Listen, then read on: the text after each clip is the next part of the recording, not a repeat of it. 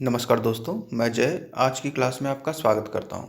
दोस्तों, हम दशमलव भिन्न को स्टडी कर रहे थे और आज इस टॉपिक पे हमारी चौथी क्लास है। तो चलिए आज की क्लास की शुरुआत करते हैं। क्वेश्चन दिया हुआ है 5 पे 0.25 की घात गुणे 125 पे 0.25 की घात बटा में 256 पे 0.10 की घात गुणे 256 पे ही 0.15 की घात। ठीक है, कह रहा है इसकी वैल्यू क्या होगी। तो नीचे देखिएगा, 5 पे मैंने लिख लिया 0.25 की घात। ठीक है, गुणे अब 125 को क्या लिख सकते हैं, 5 पे 3 की घात लिख सकते हैं। 5 पचे 25, पाँचे 125। तो 125 को मैंने लिख लिया 5 पे 3 की घात और इसके ऊपर लिख लिया जो यहाँ पे घात दी हुई थी 0.25 की घात। ठीक है, अब हर को देखिएगा, यहाँ पे हर दिया था 256 पे 0.10 की घात गुणे 256 पे ही 0.15 की घात। अब देखिए इन दोनों में आधार बराबर है, 256 यहाँ पे भी है और 256 यहाँ पे भी है। तो हमने यहाँ पे हर में 256 लिख लिया। अब नियम क्या कहता है कि आधार बराबर हो तो घातें जुड़ जाएंगी। तो 256 यहाँ लिख लिया और इन दोनों घातों को, इसको और इसको, मैंने यहाँ जोड़ते हुए लिख लिया। अब देखिए 5 पे 0.25 की घात गुणे, अब ये 3 क्या होगा, यहाँ इसमें गुणा हो जाएगा, ये 3 का इसमें गुणा हो जाएगा। मैंने पिछली क्लास में भी बताया था a पर m की घात और उसके ऊपर n की घात होती है तो इसका मतलब होता है a पर m गुणे n की घात, यानी a पर mn की घात, यानी 3 का 0.25 में गुणा हो जाएगा। तो गुणा करते हुए मैंने लिख लिया यहाँ पे बटा में। अब इन दोनों को जोड़ लिया तो क्या मिला, मिला हमें 256 पे 0.25 की घात। अब देखते हैं आगे, इससे अब यहाँ आते हैं। तो यहाँ पे देखिए 5 पे 0.25 की घात गुणे 5 पे, अब 3 का इसमें जब गुणा होगा तो क्या होगा, 0.75 हो जाएगा। 25 यहाँ 75 और 2 अंक दशमलव के हैं, 2 अंक दशमलव के लग गए बटा में। अब 256 को क्या लिख सकते हैं, 4 पे 4 की घात, 4 चौका 16, चौका 64, चौका 256। तो मैंने यहाँ लिख लिया 4 पे 4 की घात और उसके ऊपर लिख लिया मैंने 0.25 की घात। ये 0.25 की घात यहाँ पे दिया हुआ था ना, तो उसको मैंने यहाँ पे लिख लिया। ठीक है, और 256 को मैंने लिख लिया 4 पे 4 की घात। ठीक है, क्लियर। अब आगे बढ़ते हैं। अब देखिए अंश में, देखिए 5 यहाँ पे भी है, 5 यहाँ पे भी है। अंश को ध्यान दीजिएगा, 5 यहाँ पे भी है और 5 यहाँ पे भी है, दोनों जगह 5 है ना। आधार 5 हो गया और घातें आपकी हो गई 0.25 और 0.75। तो क्या होता है, आधार जब बराबर हो तो घातें जुड़ जाएंगी। तो मैंने यहाँ 5 पे दोनों को जोड़ते हुए लिख लिया घातों के रूप में बटा में। अब ये जो 4 पे 4 की घात थी और उसके ऊपर घात थी 0.25 की, तो क्या होगा, 4 का उसमें गुणा हो जाएगा। तो 4 का मैंने गुणा करते हुए लिख लिया घात के रूप में। ठीक है, अब ये इसको जोड़िए, क्या बनेगा, 0.25 प्लस 0.75 1 बन जाएगा। 5 पे लिख लिया मैंने 1 की घात। ठीक है, हर में आइए, इस 4 का जब 0.25 में गुणा होगा तो क्या बनेगा, 1, यानी 4 पे भी बन गया 1 की घात, यानी संख्या क्या मिली हमें, संख्या मिली हमें भिन्न के रूप में 5/4। अब 5/4 को आप लिख सकते हो 1 से 1/4। ये आपका उत्तर हो गया। ठीक है, अब एग्ज़ाम में हो सकता है आपको 5/4 ऑप्शन मिल जाए, या 1 से 1/4 ऑप्शन मिल जाए, या इसका एक और आंसर हो सकता है 1 दशमलव, अब 1 में 4 का भाग दीजिए तो क्या आएगा 2.5। ये भी आपका आंसर हो सकता है एक। तो ऑप्शन में क्या दिया हुआ है वो उस पर डिपेंड करता है। ठीक है, मेरे ख्याल से आपको समझ में आ गया होगा। नेक्स्ट क्वेश्चन को देखते हैं। बहुत आसान सा क्वेश्चन है।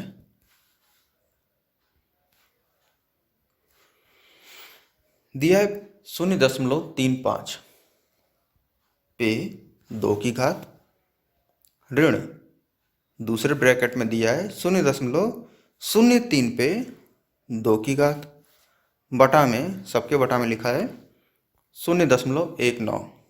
पूछ रहा है इसकी वैल्यू क्या होगी। तो बीजगणित का एक फॉर्मूला है, मैंने आपको पीछे भी बताया है। a² - b², यानी a का वर्ग ऋण b का वर्ग बराबर होता है एक ब्रैकेट में a+b, दूसरे ब्रैकेट में a-b। अब ध्यान दीजिएगा, इन दोनों ब्रैकेट्स के बीच में, यहाँ मैंने फार्मूला जो लिखा है देखिए, इन दोनों ब्रैकेट्स के बीच में कोई निशान नहीं दिया है, ना ही धन का दिया है, ना ही ऋण का दिया है, ना ही गुणा का दिया है, ना ही भाग का दिया है। तो जब कोई निशान नहीं होता है ना दो ब्रैकेट के बीच में, तो वहाँ पे गुणा का निशान माना जाता है, ये गुणा का निशान है वहाँ पे। ठीक है, तो अब 0.35 को अगर हम a मान लें और इसको हम मान लेते हैं b, तो a का स्क्वायर लिखा है, 0.35 का स्क्वायर है, और 0.03 का भी स्क्वायर दिया है ना। तो अब देखिए इस फॉर्मूले पे हम लोग आ गए, इस पे आ गए ना हम लोग।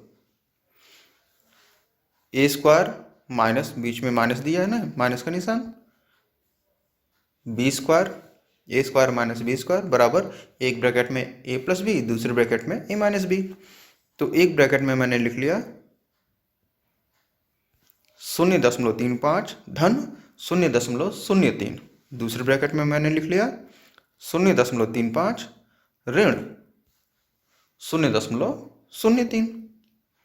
ठीक है, क्लियर है यहाँ तक। अब हर में जो लिखा हुआ था ये, वो मैंने वैसे ही लिख लिया। ठीक है, अब इसको जोड़िए, तो जोड़ने पे ये आएगा 0.38। जोड़ लिया तो हमें ये मिला। दूसरे ब्रैकेट में कैलकुलेशन करिए, तो 0.35 में से हमें घटाना है 0.03, घटा लिया। ठीक है, बटा में था निशान तो बटा में दे दिया और 0.19 लिख लिया। ठीक है, अब ध्यान दीजिएगा,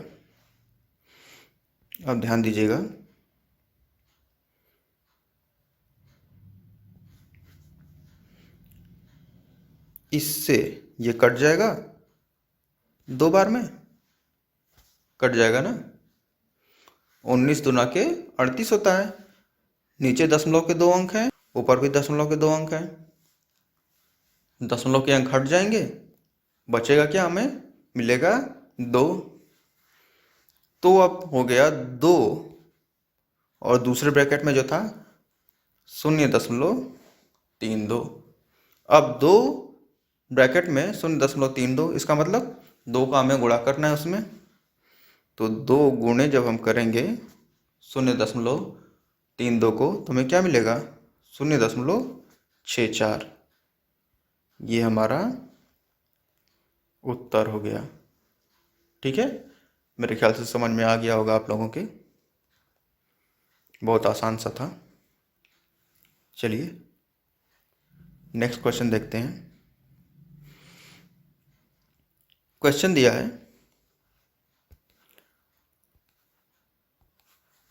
6.4 का स्क्वायर ऋण 5.4 का स्क्वायर बटा में 8.9 का स्क्वायर प्लस 8.9 गुणे 2.2 प्लस 1.1 का स्क्वायर। अब यहाँ पे हमें दो फार्मूलों की ज़रूरत होगी, ठीक है। जब मैं आप लोगों को बीजगणित पढ़ाऊँगा तो उसमें डिटेल में ये सब चीज़ें हम डिस्कस करेंगे। फिलहाल आप उन फार्मूलों को जान लीजिए। ये तो मैंने अभी आपको पीछे बताया, ए स्क्वायर माइनस बी स्क्वायर बराबर एक ब्रैकेट में ए प्लस बी, दूसरे ब्रैकेट में ए माइनस बी। दूसरा फार्मूला, अगर दो संख्याएं दी गई हैं उनको जोड़कर यानी ए प्लस बी के रूप में लिख दिया जाए और उसका स्क्वायर कर दिया जाए यानी वर्ग, तो उसके बराबर होता है पहली संख्या का वर्ग यानी ए का वर्ग प्लस दूसरी संख्या का वर्ग यानी बी का वर्ग प्लस 2ab यानी दोनों संख्याओं का गुणा कर दें और उसका 2 गुना कर दें, ठीक है। तो अब चलिए इन फार्मूलों से इस क्वेश्चन को जोड़ के देखते हैं। ऊपर दिया हुआ है 6.4 का वर्ग ऋण 5.4 का वर्ग, ठीक है। तो क्या हो जाएगा, एक ब्रैकेट में 6.4 धन 5.4, दूसरे ब्रैकेट में हो जाएगा 6.4 ऋण 5.4, यही होगा ना। अब नीचे आते हैं, इसको ध्यान दीजिएगा।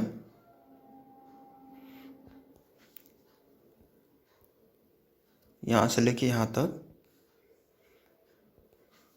जो लिखा है इसको मैंने ऐसे ही लिख लिया, प्लस दूसरे ब्रैकेट में 8.9 गुणे, अब 2.2 को क्या लिख सकते हैं, 2 गुणे 1.1 लिख सकते हैं ना, 2 गुणे 1.1।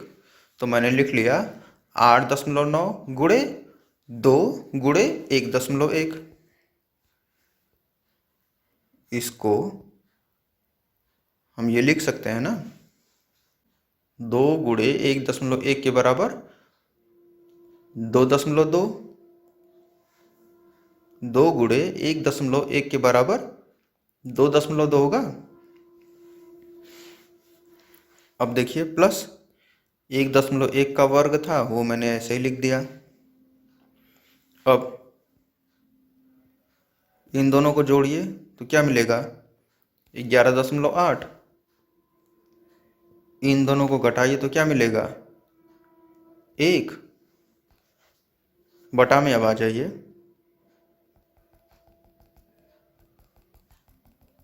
ध्यान दीजिएगा यहाँ पे इस फॉर्मूले में क्या कह रहा था, ए प्लस बी का होल स्क्वायर यानी ए प्लस बी पे 2 की घात बराबर ए पे 2 की घात धन बी पे 2 की घात धन 2 गुणे ए गुणे बी। तो अब देखिए, अगर ये ए मान लें और ये हम बी मान लें, ये हम मान लिए ए है और इसको हम मान लिए कि ये बी है, तो देखिए ए का वर्ग और ये बी का वर्ग, बी का वर्ग और ये हो गया आपका ए का वर्ग। और ये क्या बना, 2 मिल गया, तो 2 ये ए था, ए और ये 1.1 बी है तो बी मिल गया, यानी ए का वर्ग भी मिल गया, बी का वर्ग भी मिल गया और 2ab भी हमें मिल गया। यानी इसको हम लिख सकते हैं a प्लस बी का होल स्क्वायर, यानी इसको हम लिख सकते हैं 8.9 धन 1.1 और उसका वर्ग। तो मैंने यहाँ पे लिख लिया उसे, ये देख रहे हैं, इतना हमें मिल चुका है। हर में यही लिखा है ना, जो हर है उसमें यही लिखा है ना, और ये इसके बराबर है तो हम इतना लिख लें यहाँ पे 8.9 धन 1.1 का स्क्वायर लिख लिया। यहाँ तक समझ में आ गया होगा। अब आगे बढ़ते हैं।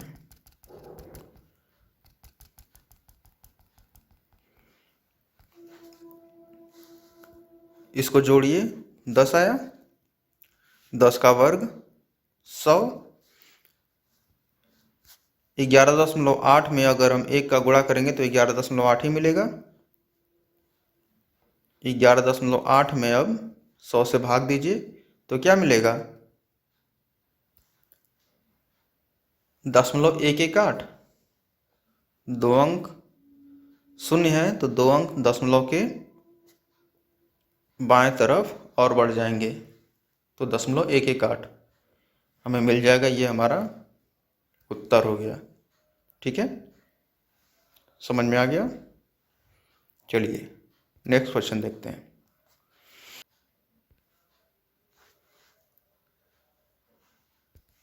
नेक्स्ट क्वेश्चन देखिए, दिया है 0.07 गुणे 0.07 गुणे 0.07, 3 बार लिखा है। ऋण 0.05 गुणे 0.05 गुणे 0.05। अब कंफ्यूज मत होइएगा, यहाँ पे 0.07 लिखा है, ये एक ब्रैकेट में और ये दूसरे ब्रैकेट में है। हर में आ जाइए। 0.07 गुणे 0.07 धन 0.07 गुणे 0.05 धन 0.05 गुणे 0.05। ठीक है। अब ऊपर जो लिखा है इतना है, 0.07 गुणे 0.07 गुणे 0.07, इसका मतलब 0.07 पे हम 3 की घात लिख सकते हैं। हमने लिख लिया। माइनस का निशान था, माइनस का निशान दे दिए। 0.05 गुणे 0.05 गुणे 0.05, ये वाला, इसको हम लिख सकते हैं 0.05 पे 3 की घात लिख दिए बटा में। ये दोनों, इसको देखिएगा, 0.07 गुणे 0.07, इसका मतलब 0.07 का वर्ग लिख सकते हैं। प्लस का निशान था, प्लस का निशान दे दिए। 0.07 गुणे 0.05, तो 0.07 को मैंने एक ब्रैकेट में कर लिया, 0.05 को दूसरे ब्रैकेट में कर लिया। ठीक है। अब ब्रैकेट के बीच में कोई निशान न दिया हो तो इसका मतलब वहाँ पे गुणे का निशान होता है, मैंने अभी आपको बताया।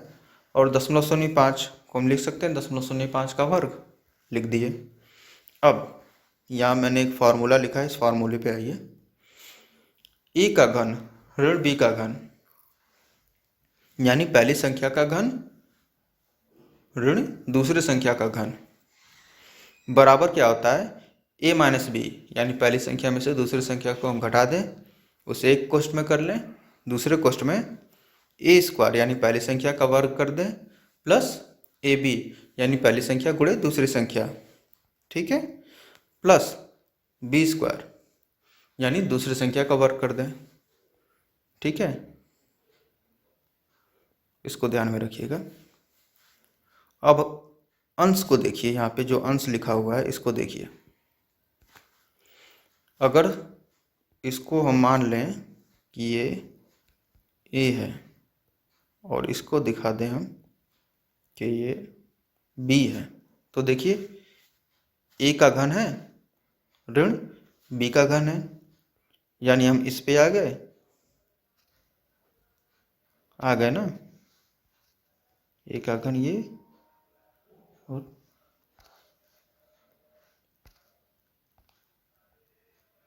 बी का घन ये।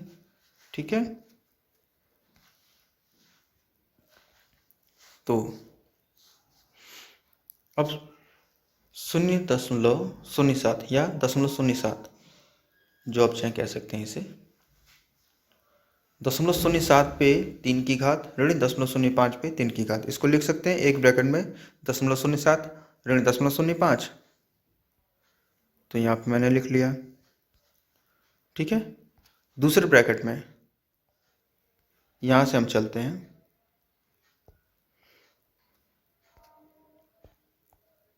जो यहाँ पे दिया हुआ है दूसरे ब्रैकेट में, देखिए ए स्क्वायर, यहाँ पे मैंने एक ब्रैकेट दे दिया है, उसके अंदर छोटा ब्रैकेट दिया है 0.05 7 का वर्ग लिखा था ना a स्क्वायर, तो ये हमने माना 0.07 को, तो उसका वर्ग हो गया प्लस AB यानी 0.07 गुणे 0.05 प्लस b स्क्वायर यानी 0.05 का वर्ग लिख लिया हमने। अब हर को देखिए, हर जैसे था मैंने वैसे ही यहाँ पे नीचे लिख दिया है, ठीक है। अब ये देखिए, ये वाला पार्ट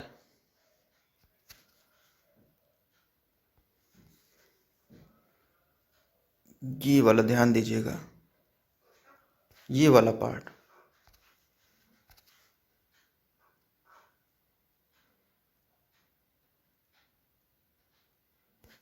और ये वाला पार्ट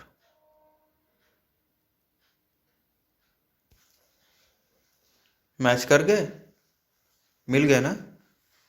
हर और अंश दोनों में है, तो ये दोनों कट जाएंगे, कट जाएंगे ना, चूंकि यहाँ पे ध्यान दीजिएगा, यहाँ पे इस ब्रैकेट में और इस ब्रैकेट के बीच में गुणे का निशान है, कोई निशान नहीं दिया हुआ, इसका मतलब गुणे का निशान है। तो हम अंश और हर को काट सकते हैं। तो अब तो हमारे दोनों ये खत्म हो गए, कट गए ना, अंश और हर दोनों हमारे अब खत्म हो गए। तो बराबर क्या मिला, 0.07 में से 0.05 को घटा दीजिए, 0.02, यही हमारा उत्तर हो जाएगा, ठीक है। मेरे ख्याल से समझ में आ गया होगा आप लोगों के। चलिए अगला प्रश्न देखते हैं। प्रश्न दिया हुआ है, करनी में 6084 बराबर 78, तो करनी में 60.84 धन करनी में 0.6084 धन करनी में 0.006084 कह रहा है, इसकी वैल्यू बताइए। तो क्वेश्चन को हमने यहाँ पे लिख लिया, ठीक है, ये जो पार्ट था इसको हमने यहाँ पे लिख लिया। अब करनी में 60.84, इसको क्या लिख सकते हैं, 6084 बटा में दशमलव के 2 अंक हैं यहाँ पे, तो एक पे 2 शून्य लिख दिया, धन का निशान था तो धन का निशान दे दिए। इसको क्या लिख सकते हैं, बटा में दशमलव के 4 स्थान है, तो एक पे 4 शून्य लिख दिया, धन करनी में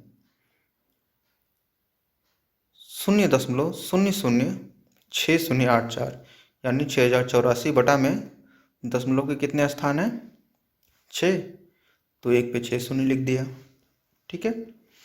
अब हमें इन तीनों का वर्गमूल निकाल लेना है और उनको जोड़ देना है। तो देखिए, इसका वर्गमूल तो हमें प्रश्न में ही दे रखा है ना 78, तो हमने 78 यहाँ लिख दिया। 100 का वर्गमूल क्या होगा, 10 लिख दिया। इसका वर्गमूल क्या होगा, 6084 का वर्गमूल लिख लिया 78 बटा में, यहाँ पे 0 2 हट जाएंगे तो 100 हो गया, धन फिर से 6084 का वर्गमूल लिख लिया, और यहाँ पे क्या होगा, 3 शून्य हट जाएंगे तो 1000 लिख लिया हमने। अब 10 का 78 में भाग दिया तो 7.8, 100 का 78 में भाग दिया तो 0.78, अब 1000 का 78 में भाग दिया तो 0.078, यही होगा ना। अब तीनों को जोड़ दीजिए, जोड़ देंगे हम ये संख्या मिल गई 8.658, ये हमारा उत्तर हो गया, ठीक है। मेरे ख्याल से आप लोगों को समझ में आ गया होगा। अगला प्रश्न देखते हैं। इसके बाद हमारी एक और क्लास होगी दशमलव भिन्न पे, फिर हमारा ये दशमलव भिन्न टॉपिक कंप्लीट हो जाएगा। देखिए क्वेश्चन दिया है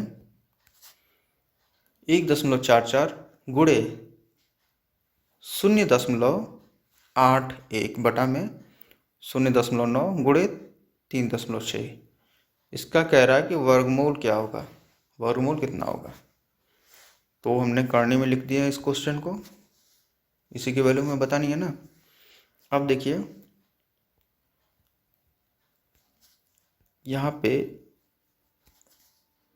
0.9 लिख लिया, और ये जो था 3.6, इसको क्या लिख सकते हैं, 0.9 गुणे 4 लिख सकते हैं, ये लिख सकते हैं ना। 3.6 के बराबर है, 9 का 4 में गुणा करिए, 9 चौका 36, और 9 पे 1 दशमलव का अंक है, तो दशमलव का 1 अंक लग जाएगा 36 पे, यानी 3.6 हो जाएगा। ठीक है, अब देखिए